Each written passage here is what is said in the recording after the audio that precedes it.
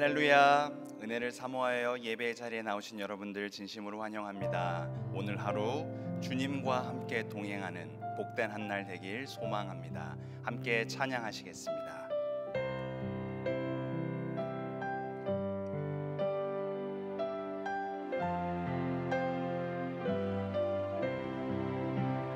눈을 들어 산을 보니 도움 어디서 오나. 천지 지은 주 하나님 나를 도와주시네. 나의 발이 실족 않게 주가 깨어 지키며 택한 백성 항상 지켜 길이 보호하시네. 도우시는 하나님이 내게 그늘 되시니. 낮의 해와 밤의 달이 너를 상치 않겠네. 내게 화를 주지 않고 오늘 보호하시며 너의 주림 지금부터 영영 인도하시리.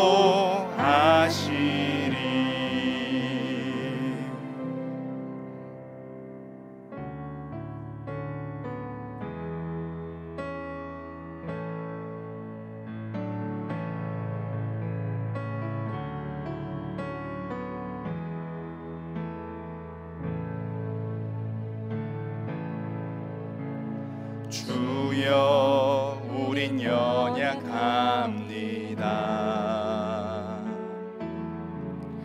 우린 오늘을 힘겨워합니다. 주 뜻 이루며 살기엔 부족합니다. 우린 연약합니다. 주여 우린 넘어집니다. 주여 우린 넘어집니다. 오늘 하루 또 실수합니다.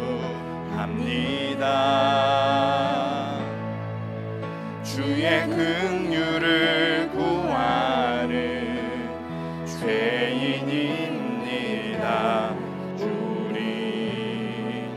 주만 바라봅니다.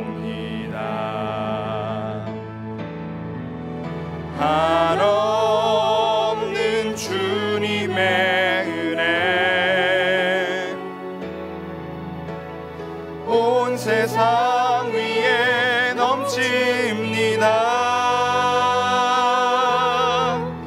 가릴 수 없는 주여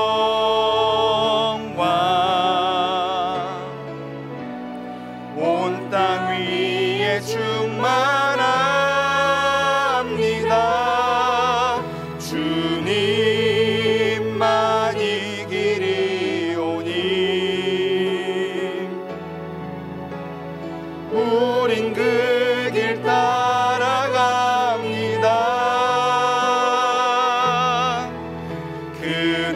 그날에 우리 이루실 주는 완전 한없는 주님의 은혜. 한없는 주님의 은혜 온 세상 위에 넘칩니다. 가릴 수 없는 주 영광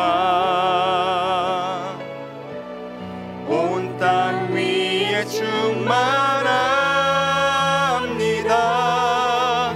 주님만 이 길이오니 우린 그 길 따라갑니다. 그날에 우리를 이루실 주는 완전합니다.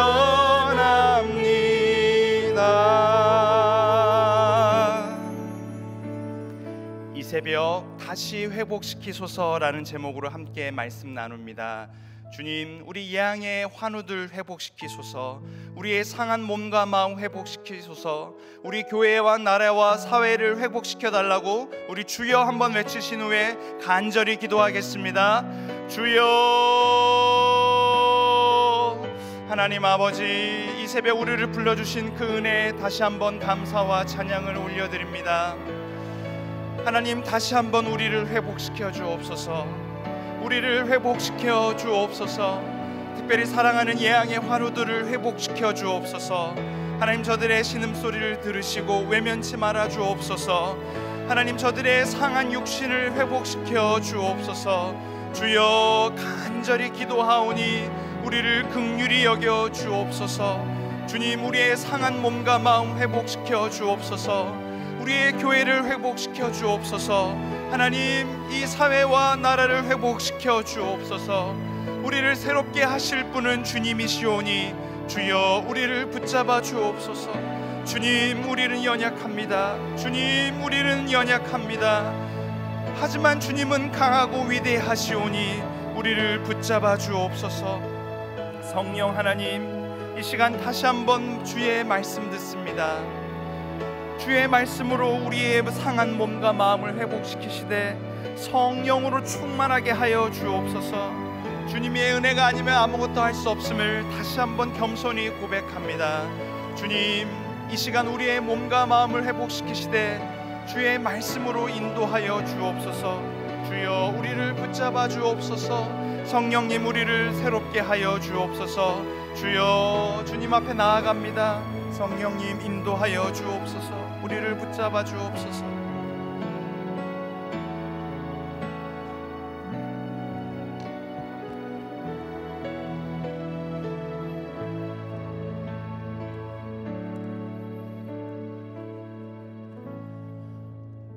하나님 감사합니다. 오늘도 이렇게 새벽에 나와 하나님 앞에 예배할 수 있는 건강과 힘과 믿음을 주시고 기회를 주신 것 감사드립니다. 이 시간 살아계신 하나님 한 분만을 바라보며 나아갑니다. 저희의 연약함을 인정하며 하나님 앞에 나아가오고 십자가 앞에 엎드리오니 하나님, 저희를 불쌍히 여겨 주옵소서. 긍휼히 여겨 주옵소서. 저희가 이 세상에 살면서 저희가 주인인 것처럼 살 때가 참 많았던 것 같습니다. 그러나 우리의 주인은 하나님 한 분뿐이심을 한 번 더 고백하며 나아갑니다. 하나님, 이 예배를 통하여서 다시 한번 저희의 주인이 되어주시고 저희의 왕이 되어주시고 그 하나님의 살아계신 역사를 저희의 삶 가운데서 볼 수 있도록 하나님 은혜 베풀어 주옵소서. 다시 회복시키소서라는 말씀을 전하려고 합니다. 전하는 자나 듣는 자 동일한 은혜 허락하여 주시고 하나님의 살아계심을 마음 깊이 느끼는 시간 되게 하여 주시옵소서. 그렇게 하실 하나님을 기대합니다. 특별히 이 시간 귀한 예물 드린 손길이 있습니다. 감사헌금으로 1,000번째로 드리는 손길 가운데 감사가 더 넘치게 해주시고 하나님 번제를 드리면서 하나님 앞에 더 많은 것으로 영광 올려드리는 삶 되게 하여 주옵소서. 그렇게 하실 하나님을 기대하며 예수 그리스도의 이름으로 기도드립니다. 아멘. 이 새벽 하나님께서 저희에게 허락하시는 말씀 요한복음 5장입니다. 요한복음 5장 1절부터 18절까지의 말씀 함께 보겠습니다. 요한복음 5장 1절부터 18절까지의 말씀, 제가 하나님의 말씀을 읽겠습니다. 함께 교독하도록 하겠습니다. 그 후에 유대인이 명절이 되어 예수께서 예루살렘에 올라가시니라.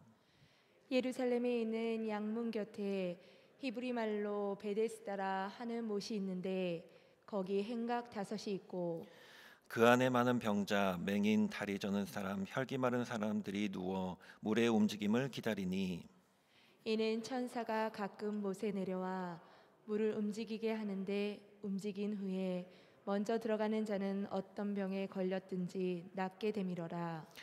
거기 38에 된 병자가 있더라. 예수께서 그 누운 것을 보시고 병이 벌써 오래된 줄 아시고 이르시되 네가 낫고자 하느냐. 병자가 대답하되 주여 물이 움직일 때에 나를 못에 넣어주는 사람이 없어 내가 가는 동안에 다른 사람이 먼저 내려가나이다. 예수께서 이르시되 일어나 내 자리를 들고 걸어가라 하시니 그 사람이 곧 나와서 자리를 들고 걸어가니라. 이날은 안식일이니 유대인들이 병 나은 사람에게 이르되 안식일인데 네가 자리를 들고 가는 것이 옳지 아니하니라. 대답하되 나를 낫게 한 그가 자리를 들고 걸어가라 하더라 하니 그들이 묻되 너에게 자리를 들고 걸어가라 한 사람이 누구냐 하되 고침을 받은 사람은 그가 누구인지 알지 못하니 이는 거기 사람이 많음으로 예수께서 이미 피하셨음이니라. 그 후에 예수께서 성전에서 그 사람을 만나 이르시되 보라 내가 나왔으니 더 심한 것이 생기지 않게 다시는 죄를 범하지 말라 하시니 그 사람이 유대인들에게 가서 자기를 고친 이는 예수라 하니라. 그러므로 안식일에 이러한 일을 행하신다 하여 유대인들이 예수를 박해하게 된지라. 예수께서 그들에게 이르시되 내 아버지께서 이제까지 일하시니 나도 일한다 하시매 유대인들이 이로 말미암아 더욱 예수를 죽이고자 하니 이는 안식일을 범할 뿐만 아니라 하나님을 자기의 친아버지라 하여 자기를 하나님과 동등으로 삼으심이로라. 삼으심이니라. 아멘. 아멘. 신약성경에는 예수님의 많은 기적을 소개하는 것을 보게 됩니다. 오늘은 특별히 이 베데스다 못에서 일어난 기적에 대해서 이야기하며 하나님께서 주시는 은혜를 나누고자 합니다. 오늘 본문이 이렇게 시작하고 있음을 봅니다. 1절에서 3절 우리가 읽었지만 한 번 더 읽어보겠습니다. 그 후에 유대인의 명절이 되어 예수께서 예루살렘에 올라가시니라. 예루살렘에 있는 양문 곁에 히브리 말로 베데스다라 하는 못이 있는데 거기 행각 5이 있고 그 안에 많은 병자, 맹인, 다리 저는 사람, 혈기 마른 사람들이 누워 물의 움직임을 기다리니. 예수님의 공생애를 보면 각 사람들의 문제들, 특히 질병의 문제를 해결해 주시는데 시간을 많이 쏟는 것을 보게 됩니다. 오늘 본문 바로 전에는 첫 번째 기적을 행하셨던 장소죠. 바로 가나에 들리셔서 왕의 신하의 아들의 병을 고쳐 주십니다. 그리고 유대인의 명절을 맞아 예루살렘에 예수님께서 올라가셨고 그곳에서 많은 병자들이 모여 있는 베데스다라는 곳에 도착하시게 됩니다. 이 베데스다라는 이 곳은요, 각양각색의 환자들이 참 많이 모여 있었던 곳 같습니다. 특히 38년이나 된 병자가 있었는데 자신의 그 문제를 해결하지 못하고 고통 가운데 있는 한 사람이 오늘 등장합니다. 왜 이들이 이 38년 된 병자를 포함해서 모여 있는 것일까요? 그 이유를 오늘 본문 4절이 이렇게 설명합니다. 이는 천사가 가끔 못에 내려와 물을 움직이게 하는데 움직인 후에 먼저 들어가는 자는 어떤 병에 걸렸든지 낫게 되밀어라. 가끔 천사가 내려와서 물을 움직이게 하는데 그 순간에 가장 먼저 그 못에 들어가는 사람이 병이 낫기 때문에 여기에 모여 있다라고 얘기하고 있습니다. 여기서 베데스다라는 것은 자비의 집 혹은 은혜의 집이라는 뜻입니다. 그런데 이 은혜와 자비라는 것이 모든 사람에게 열려 있었지만 환자 가운데서도 가장 먼저 움직이는 그 사람의 혹은 자신을 도와줄 수 있는 그 사람들에게만 기회가 열려 있던 곳이 바로 이 베데스다였습니다. 이것을 보면서 비록 이곳의 이름이 베데스다, 즉 자비와 은혜라는 뜻을 가지고 있지만 오히려 다른 누군가보다 먼저 기회를 포착해야 하는 경쟁의 장소, 혹은 누군가에게 기회를 뺏길 수 없다고 생각하는 긴장감이 흐르는 어쩌면 좀 무서운 장소, 그곳이 바로 이 베데스다가 아니었을까라는 생각을 해보게 됩니다. 어쩌면 그곳에 모인 모든 사람들에게 먼저 하나님의 자비와 은혜가 필요했기 때문에 붙여진 이름, 그 이름이 베데스다이지 않았을까라는 생각도 해보게 되는 것이죠. 그런데 오늘 본문을 읽으면서 그려지는 이 상황은 자비와 은혜와는 조금 거리가 먼 것 같습니다. 왜냐하면 서로 먼저 그 못에 들어가려고 하기 때문에 그렇습니다. 요즘으로 이야기한다면 병원의 응급실 정도라고 생각이 될 것 같습니다. 응급실은 말 그대로 어떻습니까? 응급한 환자들, 정말 급한 환자들이 모여 있는 곳입니다. 그곳에 가보면요, 여기저기 자기 아프다고, 자기 좀 봐달라고 아우성치는 사람들로 가득합니다.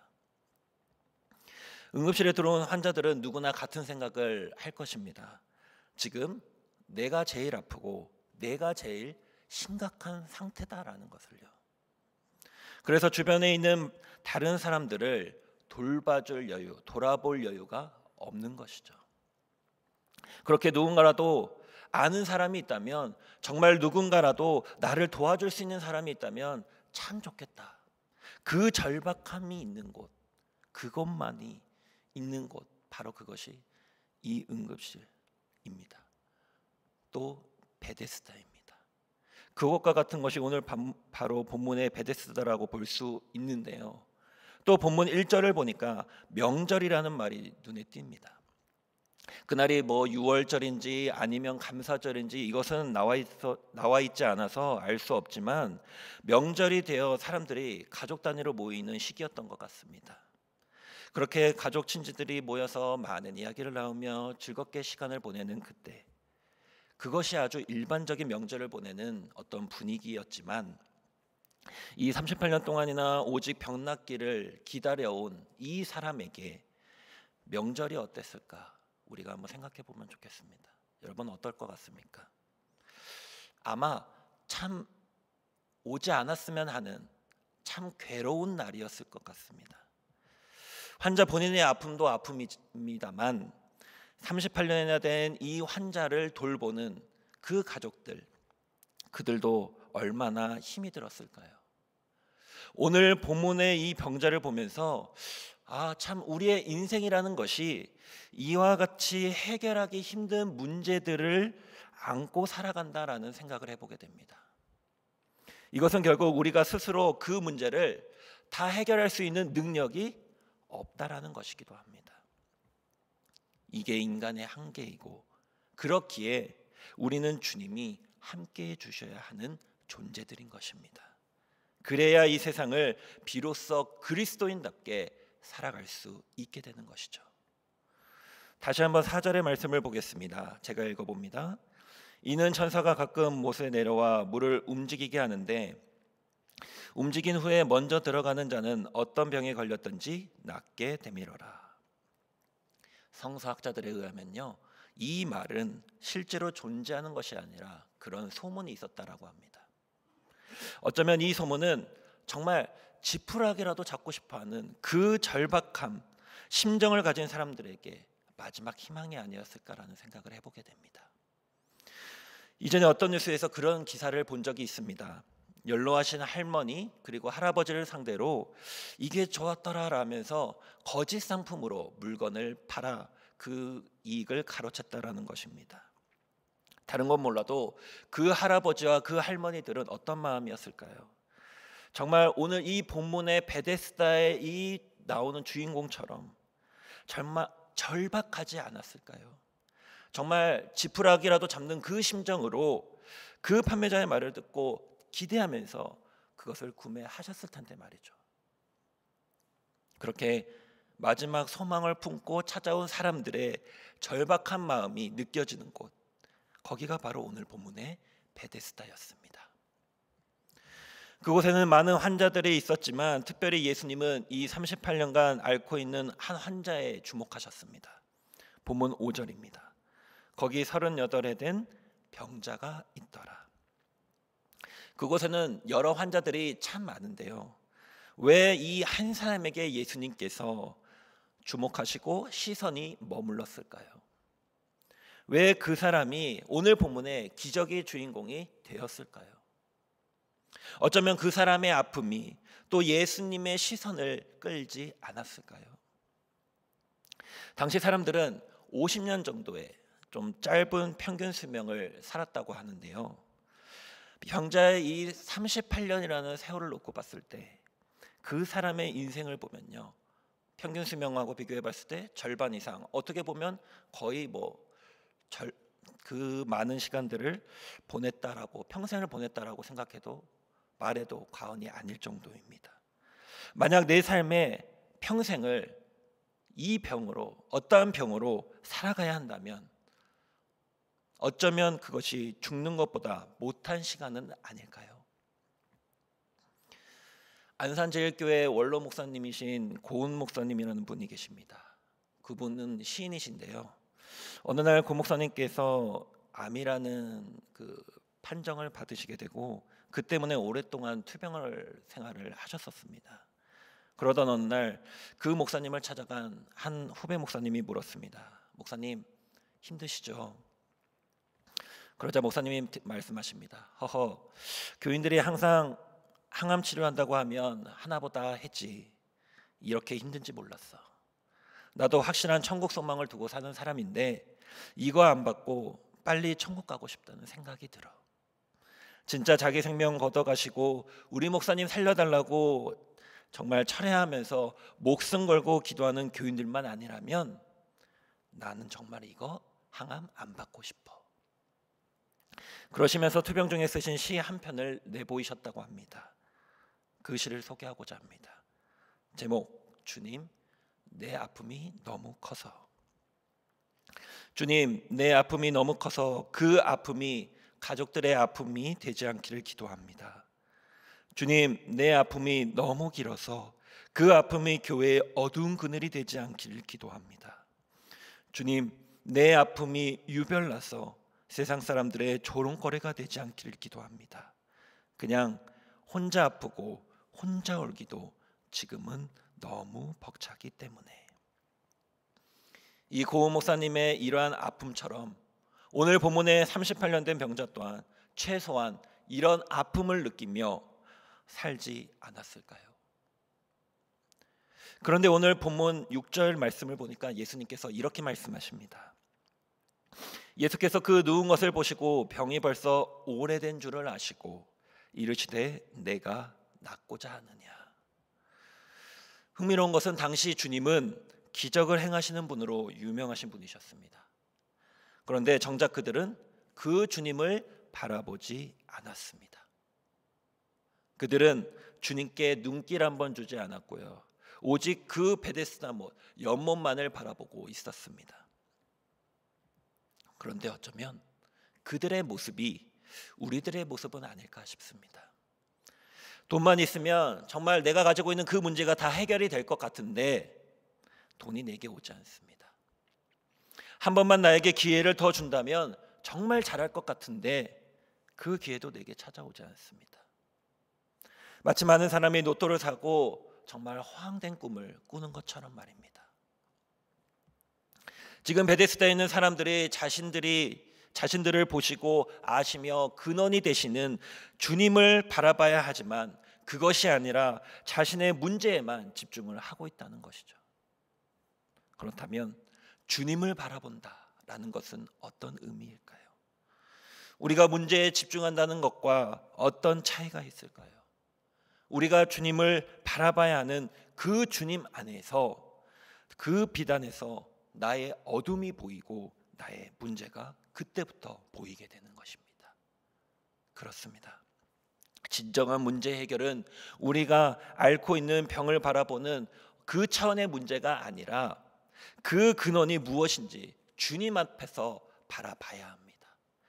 그렇게 하기 시작할 때, 십자가 앞에서 바라보기 시작할 때 내가 나와 있는 이 베데스다가 시기와 질투와 원망의 장소가 아니라 이 문제를 능히 해결하시는 그 살아계신 주님을 만날 수 있는 곳이 되는 것입니다. 우리는 이 자리에 와서 예배를 드리면서도 주님을 바라보는 것이 아니라 여전히 마음 한켠에 있는 우리의 문제 속에 빠져 있는 것은 아닌지 모르겠습니다. 그 베데스다 못에 찾아오신 예수님이 이 38년 된 병자에게 물으십니다. 내가 낫고자 하느냐?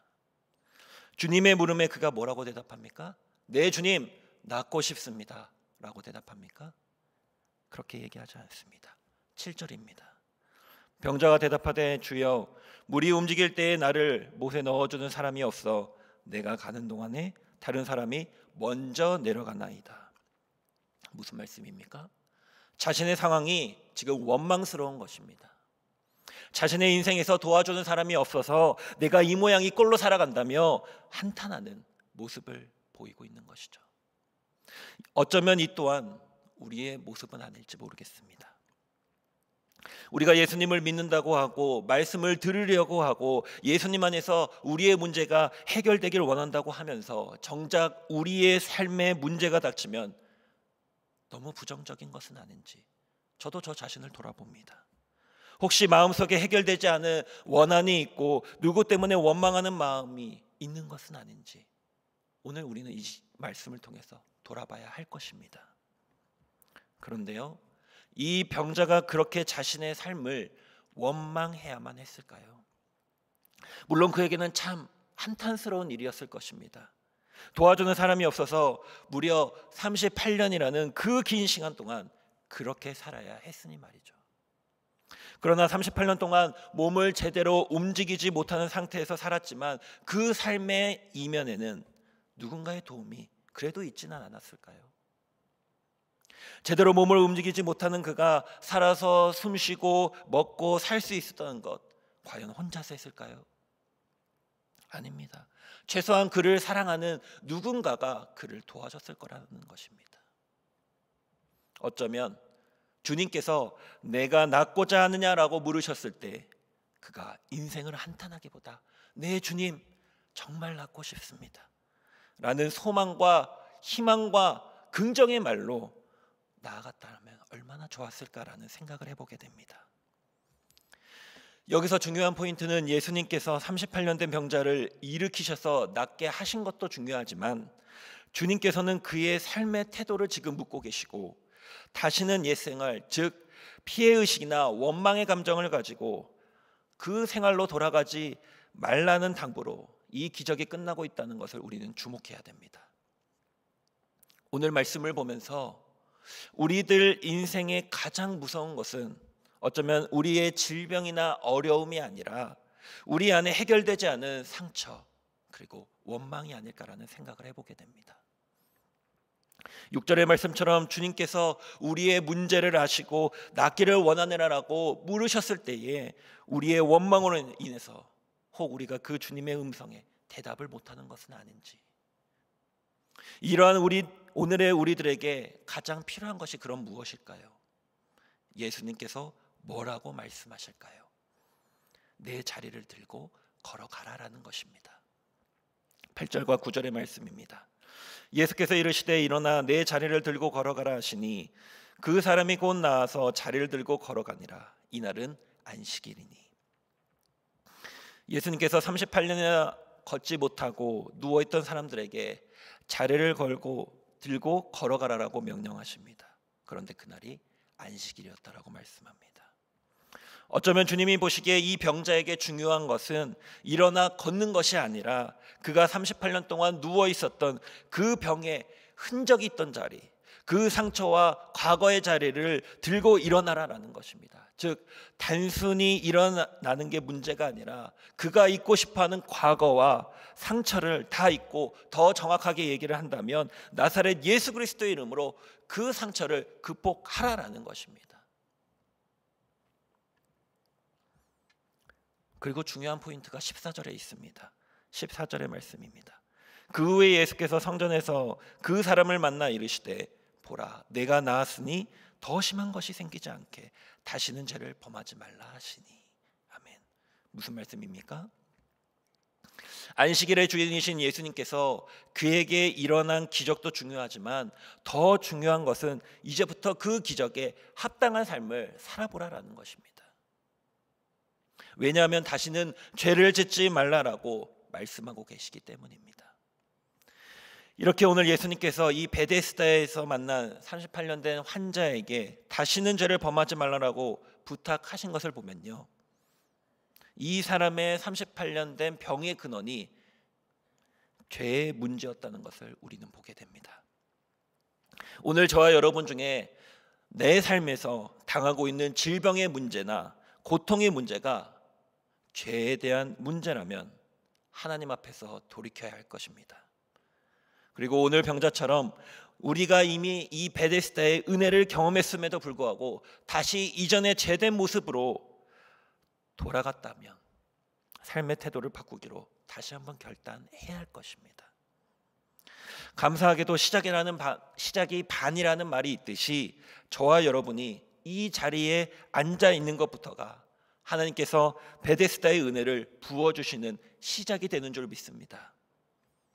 사랑하는 우리 예양의 가족 여러분, 세상이 점점 흉흉해지고 있습니다. 코로나로 삶이 더 어려워지고 있고 사람들 사이에 정이 점점 사라지고 있으면서 치열한 경쟁 속에서 누군가를 내가 끌어내지 않으면 안 되는 세상에 살고 있습니다. 무엇보다 이 세상은 원망과 질투, 시기, 다툼이 너무나도 많은 세상임을 우리는 뉴스를 통해서 매일 보고 있습니다. 비록 그런 세상을 향해 우리가 예배를 마치고 다시 돌아가지만 소망하기는 저와 여러분이 있는 그곳이 베데스다가 될 수 있기를 축복합니다. 38년 된 병자가 자신의 침상을 들고 일어나 하나님의 살아계심을 경험했던 것처럼 이번 한 주 저와 여러분의 삶에 정말 하나님의 은혜와 간증이 생겨나고 하나님으로 인해 내 삶이 다시 힘이 생기고 소망과 변화를 삶 속에서 경험하는, 그리고 그러한 간증이 나타날 수 있는 저와 여러분이 될 수 있기를 주님의 이름으로 축복합니다. 제가 말씀을 생각하시면서 함께 찬양함으로 나아가겠습니다.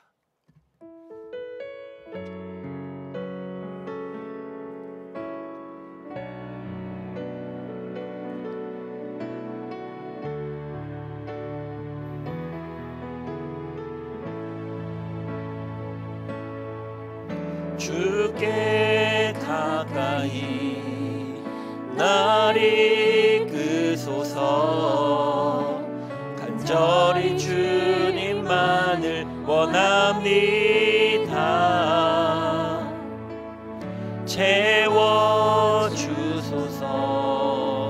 주의 사랑을 진정한 찬양 드릴 수 있도록 목마른 나의 영혼 주를 부르니 나의 맘 만져 주소서. 주님만을 원합니다.